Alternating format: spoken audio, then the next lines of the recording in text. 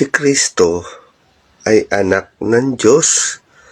Kung si Kristo po ay Diyos, sino ang magiging anak ng Diyos?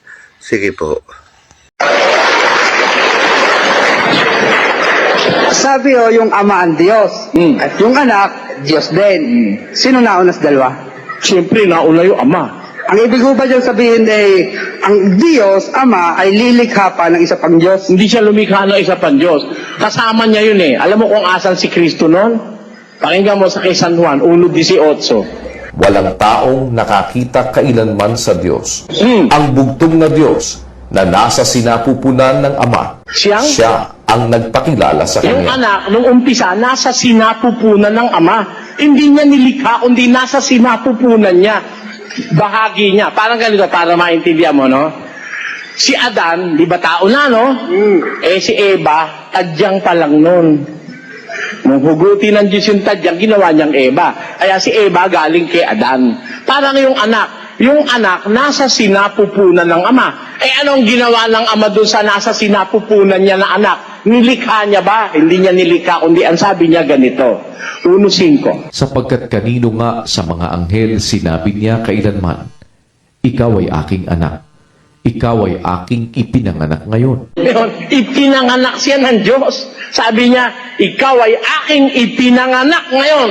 Nasa sinapupunan ng Diyos eh. Kumbaga, nasa kalooban ng kanyang pagka-Diyos. Binigyan niya si Kristo ng sariling kalagayan, ipinanganak. Ano ang kahulugan sa Biblia ng salitang ipinanganak? Pakinggan niyo sa 8:22 ng Kawikaan. Inari ako ng Panginoon sa pasimulan ng kanyang lakad, bago pinasimulan ang kanyang mga gawa ng una. Ako'y nalagay mula noong araw, mula nang walang pasimula, bago nalikha ang lupa. Ako'y nailabas. Bago ika nalikha ang lupa, ako'y nailabas. Bakit nailabas? Eh kasi nasa sinapupunan siya ng Ama. Bago pa nilikha ang lupa, ako'y nailabas. Tapos, Ako'y nailabas nang wala pang mga kalaliman, nailabas na ako nung wala pang mga kalaliman. nang wala pang mga bukal na sagana ng tubig. Bago ang mga bundok ay nalagay, bago ang mga burol ay ako'y nailabas. Tuloy. Samantalang hindi pa niya nililikha ang lupa, ni ang mga parang man, ni ang pasimula man ng alabok ng sanglibutan. Nang kanyang itatag ang langit, nandoon ako. Matanda pa pala sa langit ito eh.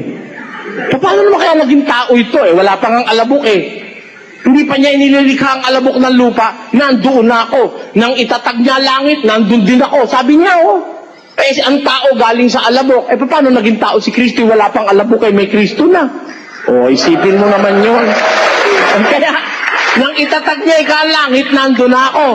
Nang itatag niya langit, nandun ako. Nang Siya'y maglagay ng balantok sa balat ng kalaliman, nang kanyang pagtibayin ang langit sa itaas, nang maging matibay ang mga bukal ng kalaliman, nang bigyan niya ang dagat ng kanyang hangganan, upang huwag sa langsangin ng tubig ang kanyang utos. Nang kanyang iayos ang mga patibayan ng lupa, nasa siping nga niya ako. Kita mo, di magkasama sila. Nung gumagawa ang Diyos ng lahat ng bagay, nasa siping niya ako. At ako ang kanyang ligaya sa araw-araw. Kita mo, ako ang ligaya niya sa araw-araw. Brother Eli, lilinawin ko lang ha. Ang ibig ko sabihin, hindi nilikha ng Diyos Ama yung anak, kundi kasabay niya. Kasabay? Nasa sinapupunan, sabi niya. Nasa Hindi siya nilikha. Pero sa Colosas 1 at talatay 15, siya ang panganay ng Diyos, una sa lahat ng nilalang. Hindi. Basahin natin. Hindi ganun na nakasulat. Iniba mo eh. Hindi! Basahin natin! Hindi ganun! Tinan mo, yung sinabi mo, pag binasa mo, maiiba. Sige, basahin mo. Na siya ang larawan ng Diyos na di nakikita, ang panganay ng lahat ng mga nilalang. Siya ang larawan ng Diyos na di nakikita. Ang panganay ng lahat, hindi panganay sa. Hindi. Panganay ng. Panganay ng lahat ng mga nilalang. Ano kahulugan nun? Ano kahulugan nun? Nilalang ba siya? Ulitin natin, basahin at saka natin tuloy. Pakinggan mo, ha? na siya ang larawan ng Diyos na di nakikita, ang panganay ng lahat ng mga nilalang, Bakit? sapagkat sa Kanya nilalang ang lahat ng mga bagay, sa sangkalangitan at sa sangkalupaan, na mga bagay na nakikita at ang mga bagay na di nakikita, maging mga luklukan o mga pagsakop o mga pamunuan o mga kapangyarihan. Lahat ng mga bagay ay nilalang sa pamamagitan niya at ukol sa Kanya. O kita mo, yung pala kahulugan nun, yung siya ang panganay ng lahat ng mga nilalang. Ibig sabihin, nauna siya sa lahat ng mga nilalang. Hindi pa lumalalang ang Diyos, nandun na siya. Sapagkat sa Kanya nilalang ang lahat ng bagay. Sa sangkalangitan, sa sangkalupaan, mga bagay na nakikita, bagay na hindi nakikita, maging mga pamunuan, mga lukluk at mga pagsakop.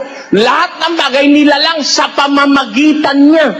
Were made through Him. Ayon. Hindi siya nilalang. Nilalang ang lahat ng bagay sa pamamagitan niya. Parang ganito. Gumawa ang alwagi ng... Ito. Alwagi gumawa nito eh.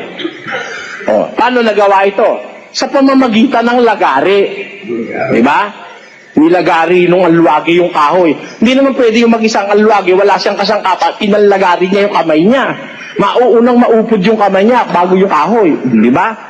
Merong ginamit na kasangkapan sa paggawa nito ang alwagi. Ganon din naman ang Diyos.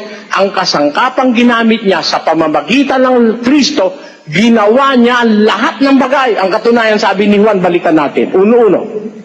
Nang pasimula, siya ang verbo. At ang verbo ay sumasa Diyos. At ang verbo ay Diyos. Ito rin ng pasimulay sumasa Diyos. Oh. Ang lahat ng mga bagay ay ginawa sa pamamagitan niya. At alinman sa lahat ng ginawa ay hindi ginawa kung wala siya. Ayun ang nasa Biblia. Di ba? Ang verbo ay Diyos. Ang verbo'y sumasa Diyos, ang verbo'y Diyos. Ito rin ng pasimulay sumasa Diyos. Lahat ng bagay ay ginawa sa pamamagitan niya. At alinman sa lahat ng ginawa ay hindi ginawa kung wala siya. Ando na ba siya o wala? Ando. Kaya nung gumagawa siya, ando na nga siya. Gumagawa ang Diyos, ando na siya.